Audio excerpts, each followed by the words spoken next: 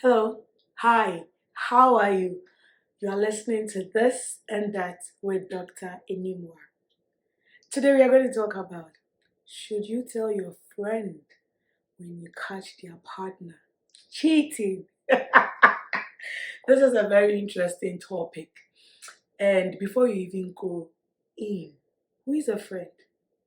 I know that sometimes we sort of put people together. And so when we talk about friends, some people might think their neighbors are their friends, their colleagues are their friends. No, your neighbor is your neighbor unless they are your friends.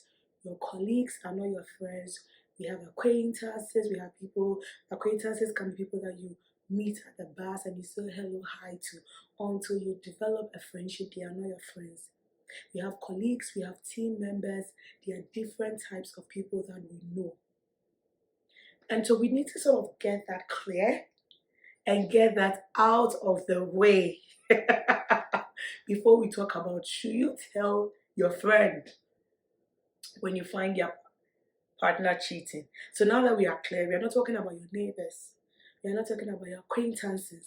We are not talking about your colleagues, your team members, your friends. Let's go in. So when I talk about friends, I have friends that I have spoken with that said, I want to know, I need to know. If you ever find my partner cheating, tell me. And so we sort of had that conversation, we've gone there. And so I know that, okay, with so and so, or with ABC, they want to know. And then there are people that don't want to know. And so because they are my friends, because we are close, because we talk, and because we've talked about such issues, I know who to tell and who not to tell. But generally, I think so many years ago, about 12, 13 years ago, I would have said, I would tell. I would have said I would tell. I will definitely tell my friend when I find their partner cheating. So many years ago. But now, I think it depends on the conversation I've had with my friend and if they want to know.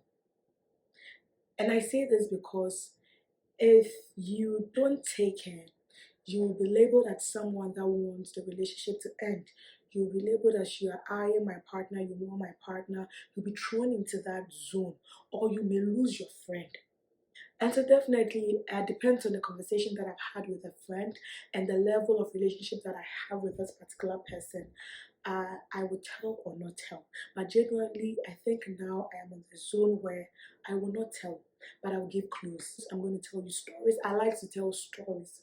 And so I'm going to tell you a story that this and this and this happened using whatever it is that is going on between you and your partner. So making very close examples so that it might set you to start thinking.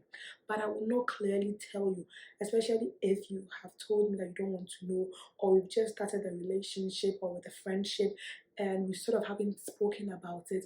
I am going to make sure I'm getting you there without specifically saying it. And then also, I want to also know, why don't you want to know anyways? Wouldn't that be better to help you know what to do?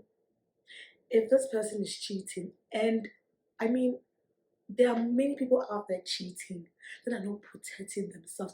I don't get it. Well, in this context, when we talk about cheating, sleeping with someone, so you're sleeping with someone, fair enough, and you're not protecting yourself. And so there's a possibility that you're going to bring me some gifts, either in the form of a baby or STIs. That is double cheating. That is double disrespect. That is double disrespect. So you're not just cheating and breaking my heart, emotional abuse, sexual abuse, but you are also going to bring me home a baby, or you're going to bring home a disease, sexual abuse. And so these are the reasons why I want to know. If you're my friend, I will tell you I want to know. I want to know because, and I probably have shared this on my blog. I have shared this on my blog.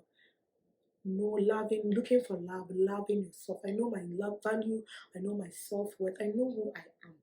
And I am one person, probably we'll talk about this in a video, but one of my deal breakers is I will not forgive cheating. It's my deal breaker because I know that I'm a full package and I'm coming and I'm there. There are people that are okay with it, but I'm not. And so I want to know. So that I set my plan in motion. Whatever that plan is, I set it in motion. So I'm saying this because I lost a friend many years ago about 13, 14 years now because of something like that. Because then it was like, if I find your man cheating, if I find your woman cheating, I am coming straight to you and I am telling you. So she was an amazing, amazing girl, and she would tell me everything, almost everything. And when she found a new guy, she came and she told me, so my guy is this, my guy is that, my guy is this. So she sort of gave me a description. Before I move on, there are things that you don't need to discuss with your friend, um, especially your sexual life with your partner. I am one that do not discuss my sexual life. How many times we've had sex, how many times we're going to have sex, what we are going to do. I don't talk about it. You don't need to know that. Things that I would do in my room, no, you don't need to know that. So no, she wasn't telling me things like that, but she's found a new person, she's found a new man, and oh, he's tall, he's dark, he's this, he has an accent. And this happened when I was still back in Ghana. When someone says he has an accent, it means that they've probably lived abroad, and so they don't speak like we speak, so they have a different accent. That's what they mean. And so gave me a description that if I saw this person anywhere, I could obviously know that this is the person. And then they told me their name, they told me their hall of residence. So you know everything about this person. I was so happy for her. She was always very happy. She was telling me really nice things, and I was genuinely really, really, really happy for this person. I had my man at the time. I've been with my husband. Yes, so I'm thinking 13 years, because I've known my husband about 14 years now. So I already had a man at this point in my life. And I wasn't looking for a man. So one day I was just walking around in my hall of residence, and I was popular. I think I was going for an election for hall secretary or so, if I remember correctly. So I was walking around my hall, and then someone called me. And so I turned around, and because I was going for a position, if people call you, people know you. And so it's okay for people to just go hello and sort of talk to you. What are your plans? What do you hope to do when you become secretary and all that? So I remember correctly that I turned around. Someone called me and I turned around, and he was just told that guy. He said he wanted to know me. He mentioned his name, and then he had an accent. And then I was putting one and two together. And he looked like, wait a minute. You are tall, you are dark, you have an accent, your name is this, you live in this hall of residence, you are this, you are that. Are you thinking what I'm thinking? He was checking all the boxes. He was checking all the boxes that my friend had told me about this guy.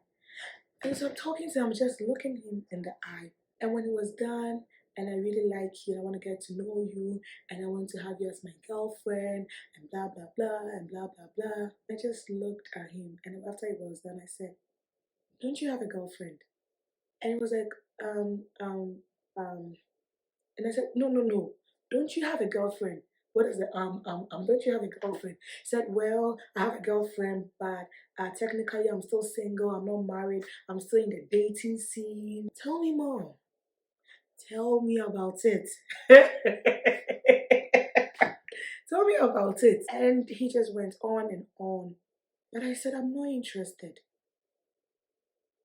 I'm not interested in whatever it is that you're saying, whatever it is that you want from me, because I have my own man. I am content. I love him.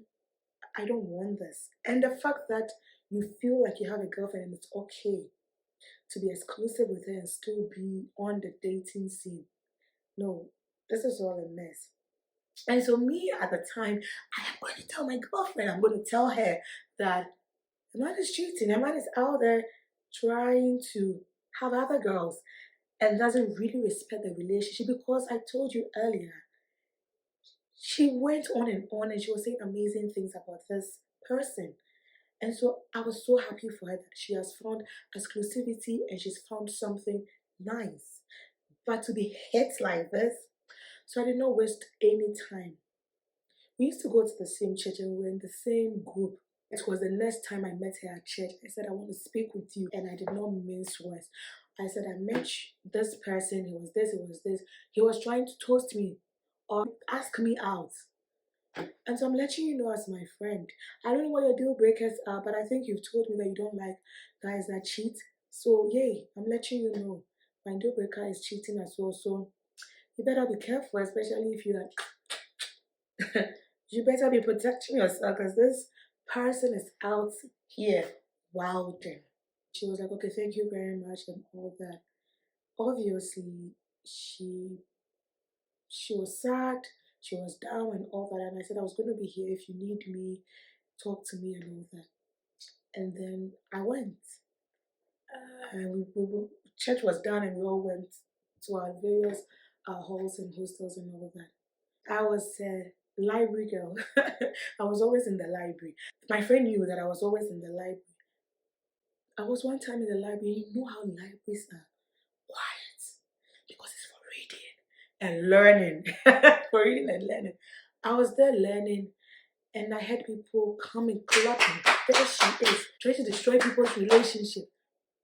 I'm like, okay, it's going down. Let me raise my head and see what is about to go down because I've been reading, not knowing it was me that was about to go down.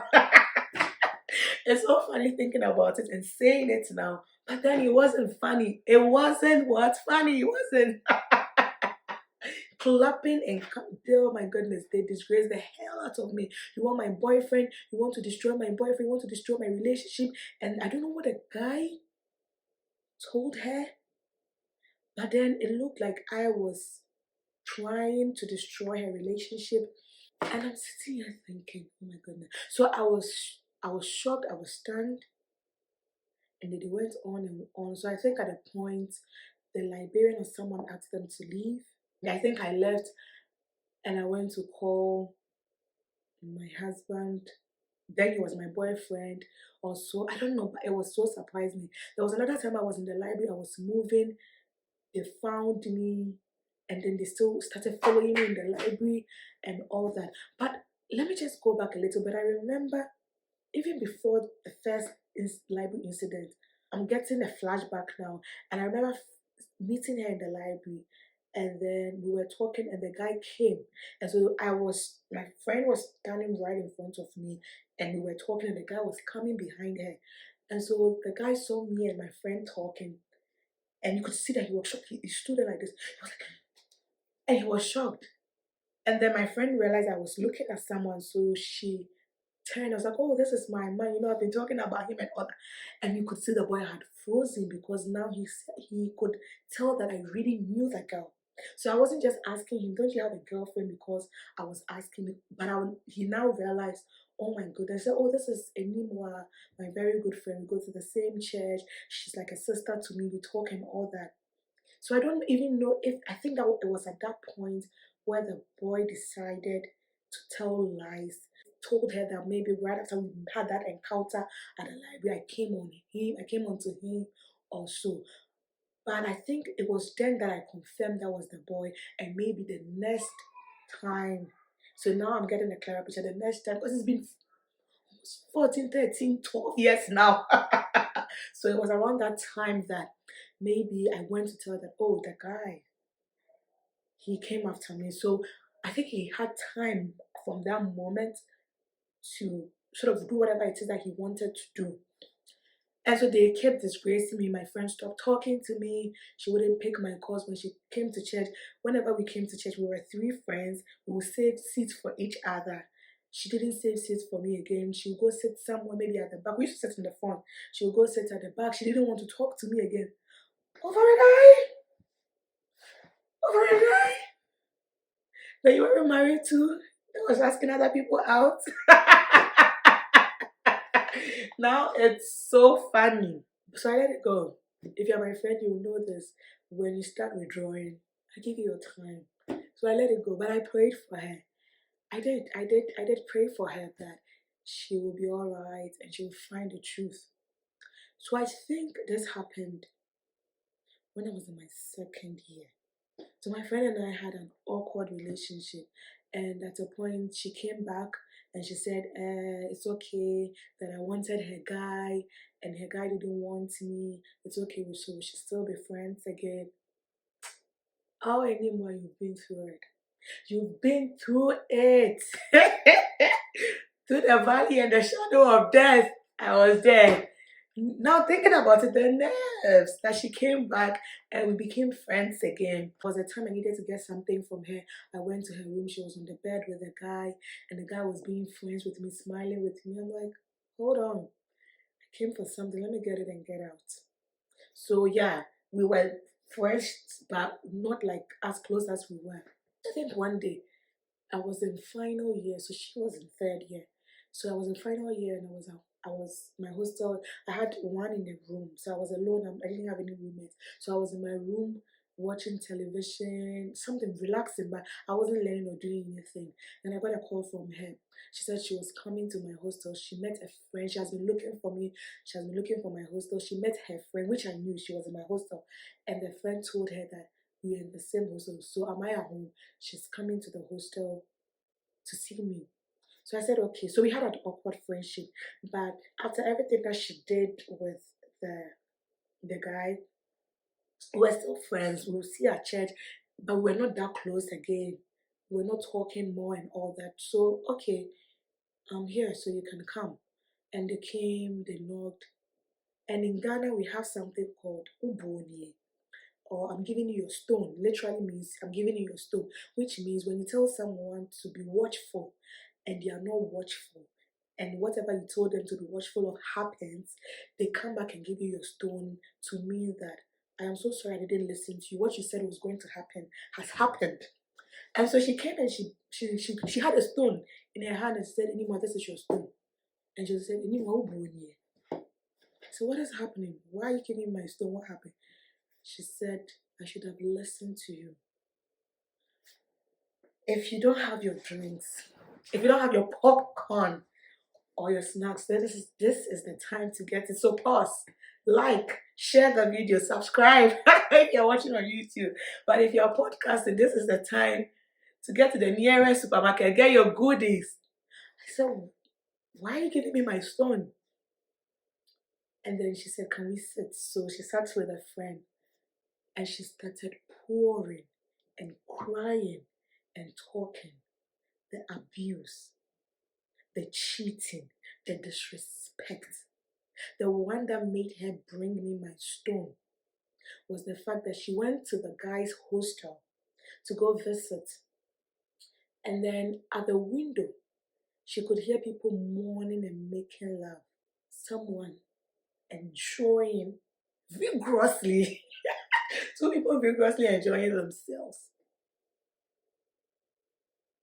So I don't know if I think she peeped through the window and she could see them, a guy with another girl. She knocked on the door and she made them realize that I have caught you. That was the story. She caught them red-handed doing it. And then it made sense. All the messages that she was seeing, the inconsistencies in the messages on the guy's phone, the things that she's heard, and the fact that I said he came to me and she was done. And so she wanted to come and say sorry to me for not believing in me, for not listening to me. And then she started telling me what he and the guy did, that they came together to disgrace me. That's why they disgraced me in the library. And I remember at the time, so I think that happened when I was in second year, because they were in first year then. And I think when I went to third year, I aspired to be SLC secretary. I did not go through the vetting, so I did not become SLC secretary. And I used to get messages, anonymous messages with people laughing at me. Foolish girl, you realize that you didn't get the position next time. Once in a while you get a message telling you that ridiculing you, insulting you, and I wasn't sure where that was coming from, because I'm not sure that once I went or I aspired for the SLC position I made enemies. I'm not sure I did, because I didn't even they didn't vote on me. I didn't even go through the what is it called, the vetting process for them to vote on me. Then I used to get this, I used to get threats, death threat, I hope you die, and all that. So it was when this friend came to my hostel that she was telling me the guy was the one that was doing it. And sometimes the guy would be in her hostel and they would be sending me those messages.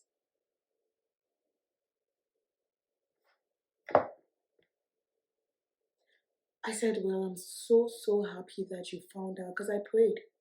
Honestly, I pray that you will find out. I'm so glad that you found out. And I'm so glad that you've decided to leave. This is not worth it. The STIs. And she used to travel to the US every holiday, my friend.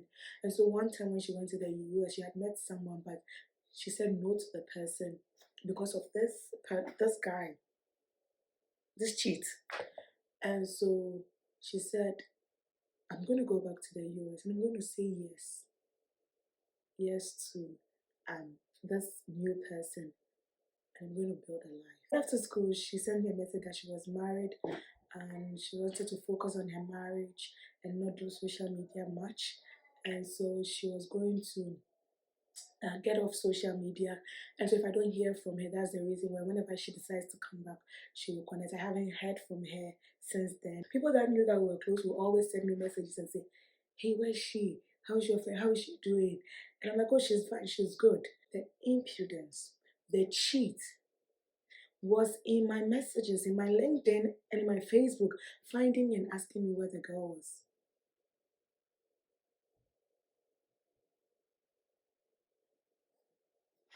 So yeah, that is why I said, because of what I went through, the trauma, the anonymous messages, the disgrace, the destroying of friendship and all that,